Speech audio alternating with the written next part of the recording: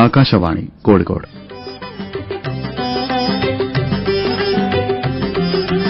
സാഹിത്യരംഗം.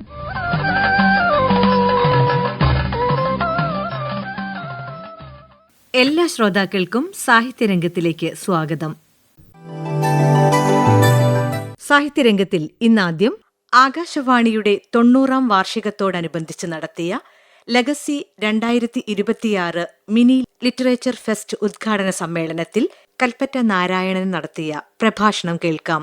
കേൾവിയുടെ അഭാവമാണോ കാഴ്ചയുടെ അഭാവമാണോ വലിയ അഭാവം എന്ന് പറയുന്ന ചോദ്യത്തിന് സാമാന്യമായി നാം ഉത്തരം പറയുക, സംസ്കാരത്തിൽ ഇത് രണ്ടും ഒരേപോലെ പ്രധാനമാണ്, രണ്ടും അതുല്യങ്ങളാണ് എന്ന്. എന്നാൽ ഈ ചോദ്യം ഇന്ന് ചോദിക്കപ്പെടുമ്പോൾ ദൃശ്യമാധ്യമങ്ങളുടെ ഈ കാലത്ത് വിഷ്വൽ സിവിലൈസേഷനിലാണ് നമ്മൾ എന്നതിനാൽ കാഴ്ചയ്ക്കാണ് കൂടുതൽ പ്രാധാന്യം എന്നാണ് പുതിയ കാലം നമ്മളോട് പറയുക. വിസ്ഡം എന്ന് പറയുന്നത് റിയലൈസേഷൻ്റെ ഭാഷയിൽ സംഭവിക്കുന്ന ഒരു അതിശയം ആണ്. അവിടെ കാതാണ് പ്രധാനം, ഇവിടെ കണ്ണാണ്. കേൾവിയുടെ ഫലമായിട്ടാണ് ഒരാൾ സംസാരിക്കുന്നത്. തീരെ കേൾക്കാത്ത ഒരാൾ അബ്നോർമലാണ്. അതുകൊണ്ടാണ് ഹെലൻ കെല്ലർ അച്ഛനെയും അമ്മയെയും ഒക്കെ മുറിയിലാക്കി പുറത്ത് നിന്ന് കൂട്ടുകയൊക്കെ ചെയ്യും. ഈ മാതിരി ഒന്നും ബോധ്യമല്ലാത്ത ഈ അബ്നോർമലായിട്ടുള്ള കുട്ടിയെ എങ്ങനെ നോർമലാക്കാം എന്ന് വിചാരിച്ചിട്ടാണ് ഒടുവിൽ ഈ സള്ളിവൻ എന്ന് പറയുന്ന അധ്യാപികയെ കൊണ്ടുവരുന്നത്. അയാൾ വളരെ സൂക്ഷ്മമായിട്ട് അവളെ ഭാഷയിലേക്ക് കടത്തുന്നു. ഭാഷയ്ക്ക് ശേഷമാണ് സർവം ഉണ്ടാകുന്നത്. ഭാഷയുണ്ടാകുന്നത് വരെ മനുഷ്യൻ ശരീരത്തിലായിരുന്നു അവൻ്റെ എവല്യൂഷൻ. ഭാഷയ്ക്ക് ശേഷം ഭാഷയിലായി അവൻ്റെ എവല്യൂഷൻ. ഈ കേൾവിശക്തി എന്ന് പറയുന്നത് പരമപ്രധാനമാണ്. ഈ കേൾവിശക്തിയുടെ ഒരു മാധ്യമമാണ് വാസ്തവത്തിൽ റേഡിയോ എന്നും പറയും. വളരെ മുൻകൂട്ടി തന്നെ ഏതോ കാരണവശാൽ റേഡിയോ എൻ്റെ വീട്ടിൽ വന്നു. വളരെ ദരിദ്രമായ ഒരു വീടായിരുന്നു. അതോടുകൂടി സമയത്തിന് ശബ്ദം കിട്ടുകയാണ് ചെയ്തത്. അതുവരെ സമയത്തിന് ശബ്ദമില്ലായിരുന്നു. അങ്ങനെ സമയത്തിന് ശബ്ദം കിട്ടിയപ്പോഴേക്ക് 7 മണിയുടെ പരിപാടി തുടങ്ങിയിരിക്കുന്നു. അമ്മ വന്ന് കുത്തി വിളിക്കുകയായി. സ്കൂളിലൊന്നും പോകേണ്ട 7 മണിയായി എന്ന് പറയുന്നു. 7:30 പോയാലേ കൽപ്പറ്റയിലെത്തൂ. അതുകൊണ്ട് പിന്നത്തെ അരമണിക്കൂറാണ് ഏറ്റവും അധ്വാനം നിറഞ്ഞ അരമണിക്കൂർ. 7:30 തുടങ്ങി അടുത്ത വാർത്ത പാറ്റുക. ചാടിപ്പിടിച്ച് ചിലതൊക്കെ മറന്നു, ചിലതൊക്കെ ഓർമ്മിച്ചു പോവുകയായി.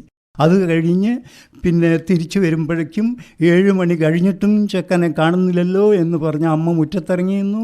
അച്ഛൻ കൊലായിൽ തന്നെ ഇരുന്ന് ശ്രദ്ധിക്കുന്നു. റേഡിയോ ആണ് പറ്റിച്ചത്, അല്ലെങ്കിൽ എനിക്ക് കുറേ കൂടി വഴിയാമായിരുന്നു. അവിടെ സമയബോധം കിട്ടി.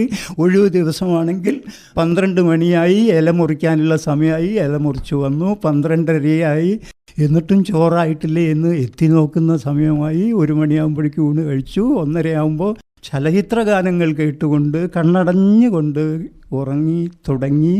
ഒരു വിധത്തിൽ അന്ന് ശബ്ദരേഖയുള്ളതാണ്. അതുകൊണ്ട് 2-2:30 മണിയാവാൻ കാത്തിരിക്കുകയാണ്. 2:30 മണിയാകുമ്പോഴേക്ക് പായ വിരിച്ചു. അമ്മ വന്നു, എല്ലാവരും വന്നു. അങ്ങനെ ഈ ശബ്ദരേഖ കേട്ടുകൊണ്ടിരുന്നു. 2 മണിക്കൂറൊക്കെയാണ് ശബ്ദരേഖ. ശബ്ദരേഖയിൽ ഒന്നും നഷ്ടപ്പെടാനില്ലാത്ത ഒരു കാലമായിരുന്നു അത്. അടൂർ ഗോപാലകൃഷ്ണൻ്റെ സ്വയംവരം വരുന്നതുവരെ ശബ്ദരേഖയിൽ യാതൊന്നും നഷ്ടപ്പെടാത്ത ഒരു കാലമായിരുന്നു കേരളത്തിലുണ്ടായിരുന്നത്.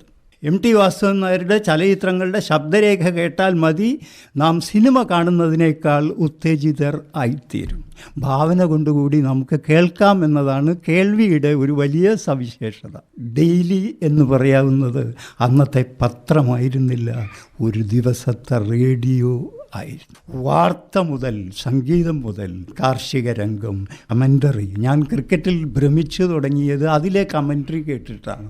ബിൽ ലോറിയെ പോലെ 1 മണിക്കൂർ എടുത്താലും ഒറ്റ റണ്ണും എടുക്കാത്ത ഒരാളെയൊക്കെ കൗതുകത്തോടെ കേട്ടിരിക്കാൻ തരുന്ന ഭയങ്കരമായ ക്ഷമ എന്നിലുണ്ടാക്കിയത് വാസ്തവത്തിൽ ഈ റേഡിയോ ആണ്.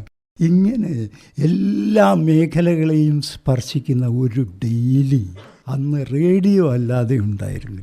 അതിനാകട്ടെ അതിൻ്റെ പിന്നിൽ ഇവിടെ കോഴിക്കോട് നിലയത്തെ സംബന്ധിച്ചാണെങ്കിൽ കേരളത്തിലെ ഏറ്റവും മികച്ച പ്രതിഭാശാലികൾ കോഴിക്കോട് ആകാശവാണിയും പിന്നെ കോഴിക്കോട്ടെ മാതൃഭൂമിയുമാണ് പ്രതിഭാശാലികളുടെ 2 ഇടങ്ങൾ. അതിൽ മുന്നിൽ നിൽക്കുന്നത് ആകാശവാണിയാണ്. ഇവിടെ മലയാളികളെ മുഴുവൻ പ്രണയിക്കാൻ പഠിപ്പിച്ച പി ഭാസ്കരനും രാഘവൻ മാഷും ഇവിടെയാണ് ഉള്ളത്. ഭാസ്കരൻ മാഷ് എഴുതിയില്ലായിരുന്നെങ്കിൽ, രാഘവൻ മാഷ് സംഗീതം നൽകിയില്ലായിരുന്നുവെങ്കിൽ ഈ നിലാവിനൊന്നും ഈ സൗന്ദര്യം ഉണ്ടാകുമായിരുന്നില്ല. പ്രതിഭാശാലിയായ അക്കിത്തം എന്ന് പറയുന്ന കവി, നമ്മളോട് മെരുങ്ങാത്ത നമ്മളല്ലാത്ത കൂട്ടരും, ഇതിലൊന്നിലുമില്ലാത്ത നമ്മളല്ലാത്ത കൂട്ടരും, മനുഷ്യരല്ല മൃഗവും മരം കൂടിയുമല്ലിനി എന്ന് ഇങ്ങനെ ഒരു മഹാകവി ഇവിടെ ചെയ്തു. ഞാനിങ്ങനെ വെറുതെ നടക്കുമ്പോൾ മനസ്സിലിങ്ങനെ പറയും അമരവാണി എന്ന് പറയും. കക്കാടാണ് അത്. കക്കാട് ആ അമരവാണി കൊണ്ട് മാത്രമല്ല, മലയാളത്തിലെ മാറ്റത്തിൻ്റെ കവിയായിരുന്ന NN കക്കാട്. പിന്നെ അരങ്ങ് കാണാത്ത നടൻ, പിന്നെ ഉറൂബ്. ശബ്ദസൗന്ദര്യമുണ്ട്. ശബ്ദസൗന്ദര്യമുണ്ട് എന്ന് പറയുമ്പോൾ പല സൗന്ദര്യങ്ങളും ഉണ്ട്. ആ പല സൗന്ദര്യങ്ങളിൽ ഏതെങ്കിലും ഒന്നുകൊണ്ട് അനുഗ്രഹീതരല്ലാത്ത ഒരാളുമില്ല. അതുകൊണ്ടാണ് കുമാരനാശാൻ പ്രണയത്തെക്കുറിച്ച് പറഞ്ഞിരിക്കുന്നത്, ചേതോഹരങ്ങൾ സമജാതികളാം സുമങ്ങൾ ഏതും സമാനമഴകുള്ളവയെങ്കിലും നീ ജാതാനുരാഗമൊരുവനുമിഴിക്ക് വേദ്യമേതോ വിശേഷ സുഭകത്വവും ആർന്നിരിക്കാം എന്ന് പറഞ്ഞാലോ, എല്ലാ പൂക്കളും സുന്ദരങ്ങളാണ്. അത് തിരിച്ചറിയുക അതിൻ്റെ കാമുകിയോ അതിൻ്റെ കാമുകനോ മാത്രമാണ്. നീ എന്ത് കണ്ടിട്ടാണ് ഇയാളെ സ്നേഹിക്കുന്നത് എന്നത് മറ്റൊരാളോട് പറയാൻ സാധ്യമല്ല. അനിർവചനീയമായ ഒരു കാരണം കൊണ്ട് സകലരും സുന്ദരികളും സുന്ദരന്മാരും ആണ് എന്ന് ഒരു പക്ഷേ ഉറൂബ് പറഞ്ഞിരിക്കുക ഈ നിലയത്തിൽ ഇരുന്നു കൊണ്ടാണ്. ഖാൻകാവിലിനൊക്കെ അത്ര ആരാധികമാരായിരുന്നു. അദ്ദേഹത്തോടൊക്കെ ഒന്ന് സംസാരിക്കുക എന്ന് പറഞ്ഞാൽ ഈ ശബ്ദത്തിനുള്ള എക്സ്പ്രഷൻ മറ്റ് സാധ്യമേ. ഇപ്പം നമ്മൾ വീട്ടിലേക്ക് അമ്മ നമ്മളെ വിളിച്ചു നോക്കുക, അങ്ങനെ വിളിച്ചു നോക്കുമ്പോൾ നമ്മൾ മറുപടി പറയുമ്പോൾ നിനക്ക് എന്തോ സുഖമില്ലല്ലോ, അത് ശബ്ദമാണ് അത് കമ്മ്യൂണിക്കേറ്റ് ചെയ്തത്. ഞാൻ അങ്ങനെയൊന്നും കാണിച്ചിട്ടില്ല. മുഖം പോലും നമുക്ക് മറച്ചു വയ്ക്കാൻ സാധിക്കും, ശബ്ദം മറച്ചു വയ്ക്കാനാവില്ല എന്ന് പറഞ്ഞാൽ എന്താ അർത്ഥം? ശബ്ദങ്ങൾ കൊണ്ട് അത്രമേൽ അഗാധമായ ആവിഷ്കാരം നമുക്ക് സാധിക്കും എന്ന്. അതുകൊണ്ടാണ് ഭൂമിയിലെ ഏറ്റവും മികച്ച കലാരൂപം സംഗീതമാണ് എന്ന് പറയുന്നത്. സംഗീതത്തിൽ ആ വിധത്തിൽ ആവിഷ്കരണം സാധ്യമാകുന്നു. നോയ്സ് ഇല്ല, വോയിസ് അതേ ഉള്ളൂ. അങ്ങനെ സംഗീതത്തിൽ ഈ വിധത്തിലുള്ള ഒരു ആവിഷ്കാരം സാധിക്കുന്നു. ശബ്ദമാണ് അതിന് കാരണം. ഇവിടെ ശബ്ദം കൊണ്ട് ഉപജീവനം നടത്തുന്നവരാണ് ഇവിടെയുള്ളവരെല്ലാം. എല്ലാവരും ശബ്ദസുന്ദരന്മാരാണ്. അപ്പോൾ ഇങ്ങനെ ഒരു അതീത സൗന്ദര്യം കണ്ടപ്പോൾ സ്വാഭാവികമായും സുന്ദരികളും സുന്ദരന്മാരും എന്ന് പറയുന്ന നോവലിൻ്റെ ഒരു ബീജം നടന്നിരിക്കണം എന്നതാണ് ശരി, അല്ലേ? ശബ്ദം. വൈക്കം മുഹമ്മദ് ബഷീർ പാട്ട് കേൾക്കാൻ വലിയ ഇഷ്ടമുള്ള ഒരാളാണ്. പാട്ടിനപ്പുറത്തുള്ള ആളെ സ്നേഹിക്കാൻ കഴിയുന്ന ഒരാളാണ്. അതുകൊണ്ടാണ് ഭിത്തിക്കപ്പുറമുള്ള താൻ കാണാത്ത ഒരുവളെ സ്നേഹിക്കുന്ന മതിലുകൾ എന്ന നോവൽ അദ്ദേഹത്തിന് എഴുതുവാൻ സാധിച്ചത്. നമ്മൾ കാണാത്തവരോട് നമ്മൾ സംസാരിച്ചു കൊണ്ടിരിക്കുന്നു. ആ സംസാരം എന്ന് പറയുന്നത് ശബ്ദത്തിന് അസാധാരണമായിട്ടുള്ള ഒരു പ്രഭാവം ഉണ്ട്. അപ്പോൾ ഇങ്ങനെ ശബ്ദത്തെ ഉപാസിക്കുന്നവരാണ് ഇവർ. ഈ ശബ്ദത്തെ ഉപാസിക്കുന്ന ഈ നിലയങ്ങളിലേക്ക് കേരളത്തിലെ പ്രതിഭാശാലികൾ, ഇന്ത്യയിലെ പ്രതിഭാശാലികൾ ഏറ്റവും കൂടുതൽ ആകർഷിക്കപ്പെട്ട ഒരു കാലമാണ് 50കളും 60കളും എന്ന് പ്രത്യേകം ഓർക്കണം. അക്കാലത്തെ പ്രതിഭാശാലികളൊക്കെ ഒരു പ്രക്ഷേപണത്തിലൂടെയെങ്കിലും ഒരു പ്രഭാഷണത്തിലൂടെയെങ്കിലും ആകാശവാണിയുമായിട്ട് ബന്ധപ്പെട്ടിരിക്കുന്നു. അത്രമേൽ സജീവമായിരുന്നു ഈ പ്രസ്ഥാനം ഒരു ഘട്ടത്തിൽ. പിന്നെയാണ് ഈ ദൃശ്യതയ്ക്ക് പ്രാധാന്യം കൂടി വരുന്നു. ദൃശ്യതയ്ക്ക് കൂടുതൽ പ്രാധാന്യം വരുന്ന സമയത്ത് തന്നെ എന്തുണ്ടാകുന്നു?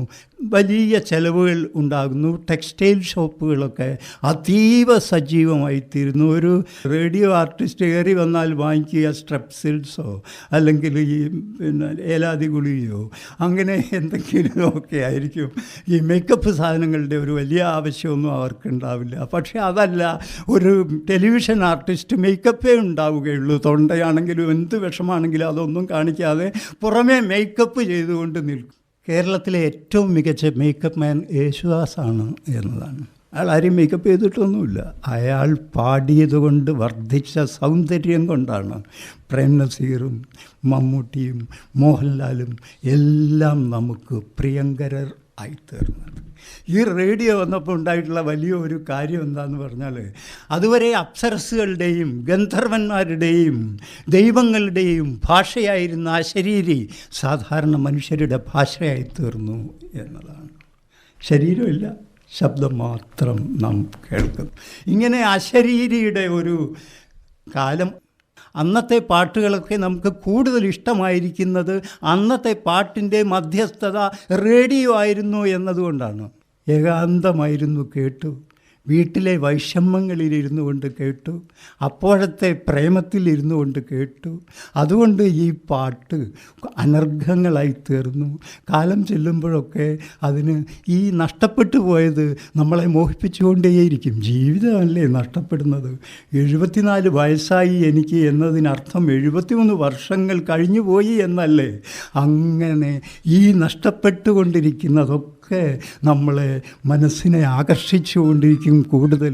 അതുകൊണ്ട് നാം പഴയ പാട്ടുകളൊക്കെ കൂടുതൽ കേൾക്കും. ആ പാട്ടിൽ പിൻ ചെയ്തു വച്ചിട്ടുണ്ട് എത്ര പ്രേമങ്ങൾ ഇല്ലേ, എത്ര വേദനകൾ, എത്ര വിയോഗങ്ങൾ ഇല്ലേ. അതൊക്കെ സാധ്യമായത് ചലച്ചിത്ര ഗാനത്തിന് ഒരു വലിയ പ്രാധാന്യം നൽകിയത് റേഡിയോ ആണ്. ഈ റേഡിയോയിലിരുന്ന് സ്വതന്ത്രമായി കേട്ടു. അല്ലിയാമ്പൽ കടവിലെന്നരയ്ക്ക് വെള്ളം അതിലൂടെ കടന്നുപോയി. അങ്ങനെയുള്ള ഒരു കാലം നമ്മുടെ ജീവിതത്തെ ഭാവഭദ്രമാക്കി വളർത്തി എടുത്തു. അങ്ങനെ ഒരു കാലം വളരെ പ്രധാനമായിരുന്നു. റേഡിയോവിനാൽ സൃഷ്ടിക്കപ്പെട്ട, അനുഗ്രഹിക്കപ്പെട്ട, വലുതാക്കപ്പെട്ട ഒരു കാലം, അഗാധമാക്കപ്പെട്ട ഒരു കാലം. ആ റേഡിയോ ഇവിടെ ഒരു സാഹിത്യോത്സവം നടത്തുന്നു.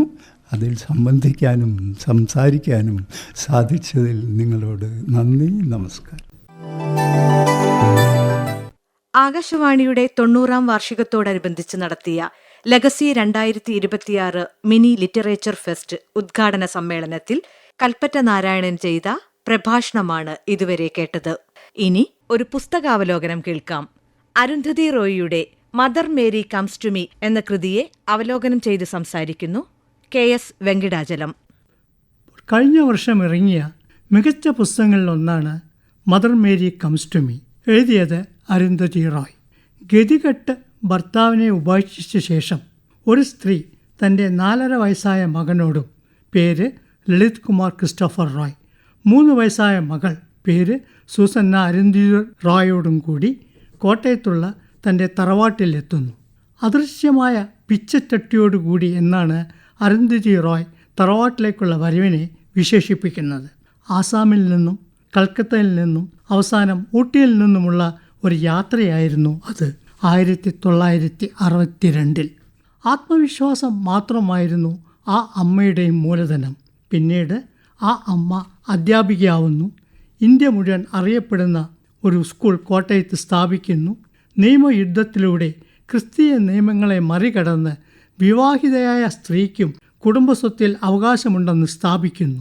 എല്ലാറ്റിനുമുപരി പെരുമാറ്റത്തിലെ വൈരുദ്ധ്യങ്ങളിലൂടെ ബന്ധങ്ങൾക്കും സൗഹൃദങ്ങൾക്കും ആചാരങ്ങൾക്കും സ്നേഹത്തിനും തികച്ചും ഒരു പുതിയ മാനം നൽകുന്നു.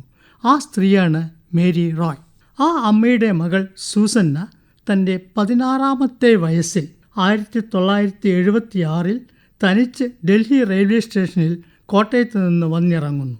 പിന്നീട് അവൾ ആർക്കിടെക്റ്റ് ആവുന്നു, തന്നിഷ്ടക്കാരിയാവുന്നു, തിരക്കഥാകൃത്താവുന്നു. ഗോഡ് ഓഫ് സ്മോൾ തിങ്സ് എന്ന നോവൽ എഴുതി ബുക്കർ സമ്മാനം നേടുന്നു. ലോകം അറിയുന്ന ആക്ടിവിസ്റ്റാവുന്നു. നർമ്മദ അണക്കെട്ട്, അഫ്സൽ ഗുരു പ്രശ്നം, Hindu nationalism and corporate capitalism തുടങ്ങിയ നിരവധി സാമൂഹിക രാഷ്ട്രീയ പ്രശ്നങ്ങളിൽ ഇടപെടുന്നു. അവളുടെ പേര് Arundhati Roy. I dropped my first name Susanna. Starting then, I gradually, deliberately transformed myself into somebody else. Arundhati Roy എഴുതുന്നു ആ ദിവസങ്ങളെപ്പറ്റി. മകൾ അമ്മയെ പുസ്തകത്തിൻ്റെ തുടക്കത്തിൽ ഓർക്കുന്നത് ഇങ്ങനെയാണ്: as a child, I loved her irrationally, helplessly fearfully. യുക്തിരഹിതമായി, വേറെ വഴിയില്ലാതെ, ഭയത്തോടും കൂടി ഞാൻ അമ്മയെ സ്നേഹിക്കുകയായിരുന്നു കുട്ടിയായിരുന്നപ്പോൾ. പിന്നീട് പ്രായപൂർത്തിയായപ്പോൾ അരുന്ധതി റോയ് എഴുതുന്നു, as an adult I loved Har കൂൾലി, rationally and from A distance. ഒരു നല്ല വാക്ക് പോലും അമ്മ മകളെപ്പറ്റി തൻ്റെ മരണം വരെ പറഞ്ഞിട്ടില്ല പരസ്യമായി. Get out of my house, get out of my car എന്നീ 2 വാചകങ്ങൾ മാത്രമാണ് മകൾ അമ്മയിൽ നിന്ന് ധാരാളം കേട്ടിരുന്നത്. എന്നാൽ വർഷങ്ങൾക്ക് ശേഷം മകൾ തിരിച്ചറിയുന്നു, ഭാവിയിൽ പ്രതിസന്ധികളെ നേരിടാൻ അമ്മ തന്നെ പഠിപ്പിക്കുകയായിരുന്നുവെന്ന്.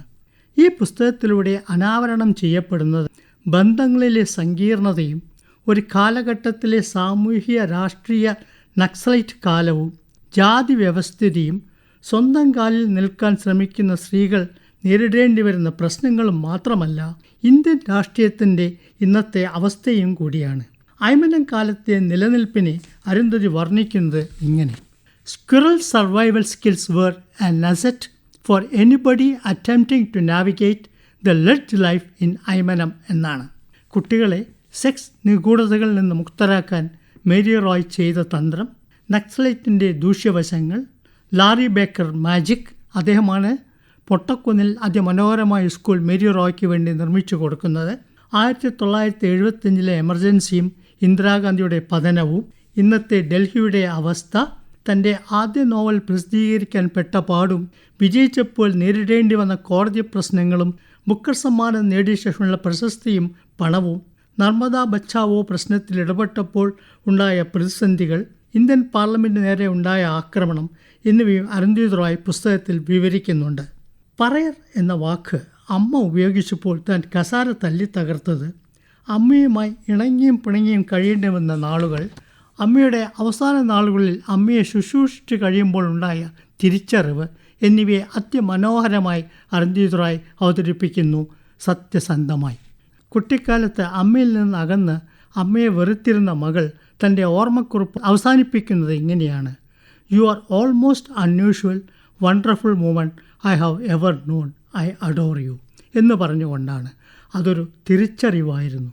ഒരു നല്ല വാക്കുപോലും പറയാതെ വളർത്തി തന്നെ സ്വന്തം കാലിൽ നിൽക്കാനും എന്തിനേയും നേരിടാനും തുറന്നു പറയാനും അനീതിക്കെതിരെ പോരാടാനും അമ്മ തന്നെ പ്രാപ്തിയാക്കുകയായിരുന്നു എന്ന തിരിച്ചറിവായിരുന്നു അത്. മാത്രമല്ല, പ്രായം കൂടുന്തോറും താനും ചിലപ്പോഴൊക്കെ അമ്മയെപ്പോലെ പെരുമാറുന്നു എന്ന് മകൾ ഒരു പുഞ്ചിരിയോടെ മനസ്സിലാക്കുകയും ചെയ്യുന്നു. സ്വപ്നം കാണുന്നവളും യോദ്ധാവും അധ്യാപികയുമായിരുന്ന അമ്മയുടെ ശവക്കല്ലറയ്ക്ക് മുമ്പിൽ നിന്നുകൊണ്ട് മകൾ പറയുന്നു, എന്നും ഒരു ഒഴിയാബാധയായി കൂടെ ഉണ്ടാവണം. അതിമനോഹരമാണ് നോവലിലെ ഭാഷ. ചില ശ്രദ്ധേയമായ നിരീക്ഷണങ്ങൾ. അമ്മ മരിക്കാൻ തിരഞ്ഞെടുത്ത കാലാവസ്ഥയെപ്പറ്റി. She choose to die in September, the most excellent month to move. The monsoon had receded, leaving Kerala gleaming like a emerald strip between the mountain and sea. അമ്മയുടെ സ്വഭാവ വൈരുദ്ധ്യങ്ങളെപ്പറ്റി. എന്നെ ചിന്തിപ്പിക്കാൻ പഠിപ്പിച്ചു. ഞാൻ സ്വന്തമായി ചിന്തിക്കാൻ തുടങ്ങിയപ്പോൾ എതിർപ്പ് പ്രകടിപ്പിച്ചു. സ്വതന്ത്രയാവാൻ പഠിപ്പിച്ചു. ഞാൻ സ്വതന്ത്രത്തോടെ പെരുമാറാനും ജീവിക്കാനും തുടങ്ങിയപ്പോൾ ദേഷ്യപ്പെടാൻ തുടങ്ങി. എന്നെ എഴുതാൻ പഠിപ്പിച്ചു. ഞാൻ എഴുത്തുകാരി ആയപ്പോൾ അനിഷ്ടം പ്രകടിപ്പിക്കുകയും ചെയ്തു. അമ്മയും മകൾക്കുമിടയിലുള്ള നിശബ്ദതയെപ്പറ്റി അരുന്ധതി റോയ് പറയുന്നത് ഇങ്ങനെ: the silence sat between us like a third person, a well loved person. മേരിയുടെ മകളായതുകൊണ്ടും എഴുത്തുകാരി ആയതുകൊണ്ടും ജീവിതത്തിൽ എന്ത് സംഭവിച്ചു എന്നതിനെപ്പറ്റി അരുന്ധതി റോയ് പറയുന്നത് ഇങ്ങനെ: the price I paid for being Mother Mary's daughter and the writer that I am was not prison or persecution, although there was some of them that too. It was catastrophic heartbreak. It was a strange way. Over the several years, it was politics and anger that held me together. മേരിയുടെ മകളായതിനും എഴുത്തുകാരി ആയതിനും എനിക്ക് കൊടുക്കേണ്ടിയിരുന്ന വില തടവോ പീഡനമോ അല്ല.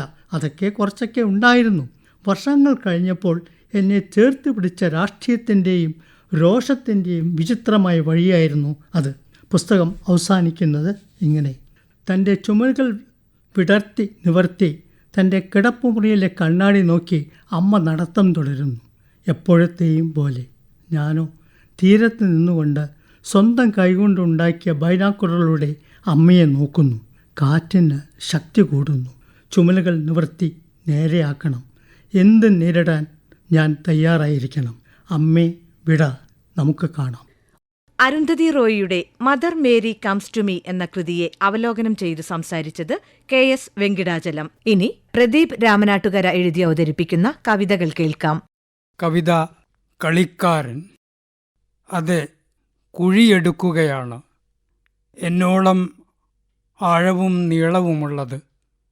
അതെ, കുഴിയെടുക്കുകയാണ് എന്നോളം ആഴവും നീളവുമുള്ളത്. ഓരോ തവണ കൊത്തി നിവരുമ്പോഴും സംശയം തീർക്കാനായി ഞാൻ എന്നെ നിർത്തിയും കിടത്തിയും നോക്കും. ഓരോ തവണയും കൊത്തി നിവരുമ്പോഴും സംശയം തീർക്കാനായി ഞാൻ എന്നെ നിർത്തിയും കിടത്തിയും നോക്കും. പാകമാകുന്നതുവരെയുള്ള ഈ പണിക്കിടയിൽ എന്തൊക്കെ ചെയ്യണം? പാകമാകുന്നതുവരെയുള്ള ഈ പണിക്കിടയിൽ എന്തൊക്കെ ചെയ്യണം? സ്കൂളിൽ പോകണം, പിന്നെ കോളേജിലും. പഠിച്ചതൊക്കെ മറക്കണം, പഠിക്കാത്തതൊക്കെ ജീവിതത്തിലേക്കെടുക്കണം. പഠിച്ചതൊക്കെ മറക്കണം, പഠിക്കാത്തതൊക്കെ ജീവിതത്തിലേക്കെടുക്കണം. പ്രണയങ്ങളുടെ പാമ്പുകടിയേറ്റ് എത്ര തവണ നീലിക്കണം. മഴ, പുഴ, കുന്ന്, പട്ടി, പോത്ത്, ആട് ഒന്നിനെയും വെറുതെ വിടരുത്. കണ്ണിലും മൂക്കിലും നാക്കിലും നിറയ്ക്കണം. വേച്ചുവേച്ച് നടക്കണം, കരയണം, ചിരിക്കണം. കൂട്ടുവേണമെന്ന നിയമം നടപ്പിലാക്കണം, കുടുംബത്തിൽ കുരുങ്ങണം.